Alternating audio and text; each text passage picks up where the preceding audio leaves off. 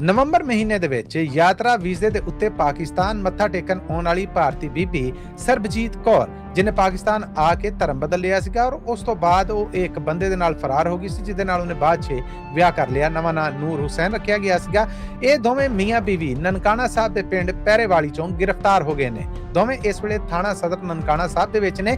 BBC ਨੇ ਆਪਣੀ report ਦੇ ਵਿੱਚ ਆਖਿਆ ਸੀਗਾ ਕਿ ਸਰਬਜੀਤ ਕੌਰ ਆ ਜਿਹੜੀ ਇਹਨੂੰ ਭਾਰਤ ਹਵਾਲਗੀ ਦੇ ਵਾਸਤੇ ਪਾਕਿਸਤਾਨ ਨੇ ਪੂਰੀ ਤਿਆਰੀ ਕਰ ਲਈ ਹੈ ਔਰ ਇਹਦੀ ਭਾਰਤ ਸਪੁਰਦਗੀ ਦੇ ਵਾਸਤੇ ਲਾਹੌਰ ਹਾਈ ਕੋਰਟ 'ਚ ਮਹਿੰਦਰਪਾਲ ਸਿੰਘ ਨਾਮੀ ਮੈਂਬਰ ਅਸੈਂਬਲੀ ਰਹਿ ਚੁੱਕੇ ਇੱਕ ਮੈਂਬਰ ਵੱਲੋਂ ਜਾਂ ਇੱਕ ਪਾਕਿਸਤਾਨੀ ਸਿੱਖ ਵੱਲੋਂ ਪਟੀਸ਼ਨ ਵੀ ਦਾਇਰ ਕੀਤੀ ਗਈ ਸੀ। ਲਾਹੌਰ ਹਾਈ ਕੋਰਟ ਨੇ ਹਜੇ ਤੱਕ ਇਹਦੇ ਤੇ ਕੋਈ ਫੈਸਲਾ ਨਹੀਂ ਸੀ ਕੀਤਾ, ਜਦ ਕਿ ਹੁਣ ਤਾਜ਼ਾ ਖਬਰ ਇਹ ਸਾਹਮਣੇ ਆਈ ਹੈ ਕਿ ਪਾਕਿਸਤਾਨ ਦੀ ਫੈਡਰਲ ਇੰਟੀਰੀਅਰ ਮਿਨਿਸਟਰੀ ਨੇ ਇਸ ਬੀਬੀ ਨੂੰ ਭਾਰਤ ਹਵਾਲੇ ਕਰਨ ਦੇ ਉੱਤੇ ਰੋਕ ਲਾ ਦਿੱਤੀ ਗਈ ਹੈ। ਫਿਲਹਾਲ ਇਹਦੀ ਭਾਰਤ ਹਵਾਲਗੀ ਹੈ ਜਿਹੜੀ ਉਹ ਰੋਕ ਦਿੱਤੀ ਗਈ ਹੈ। ਇਹਦੀ ਵਜ੍ਹਾ ਜਾਂ ਇਹਦਾ ਕਾਰਨ ਜਿਹੜਾ ਉਹ ਸਰਕਾਰੀ ਪੱਧਰ ਤੇ ਨਹੀਂ ਦੱਸਿਆ ਗਿਆ। ਸਿਰਫ ਇਹ ਐਲਾਨ ਸਾਹਮਣੇ ਆ ਰਿਹਾ ਹੈ ਕਿ ਪਾਕਿਸਤਾਨ ਦੀ ਫੈਡਰਲ ਇੰਟੀਰੀਅਰ ਮਿਨਿਸਟਰੀ ਨੇ ਵੀਜ਼ਾ ਐਕਸਪਾਇਰ ਹੋਣ ਦੇ ਬਾਵਜੂਦ ਵੀ ਇੱਕ ਪਾਕਿਸਤਾਨੀ ਸ਼ਹਿਰੀ ਦੇ ਨਾਲ ਵਿਆਹ ਰਚਾਉਣ ਵਾਲੀ ਔਰ ਧਰਮ ਬਦਲਣ ਵਾਲੀ ਇਸ ਸਾਬਕਾ ਸਰਬਜੀਤ ਕੌਰ ਹੋਣਾ ਨੂੰ ਭਾਰਤ ਦੇ ਹਵਾਲੇ ਕਰਨ ਤੋਂ ਫਿਲਹਾਲ ਰੋਕ ਲਾ ਦਿੱਤੀ ਹੈ।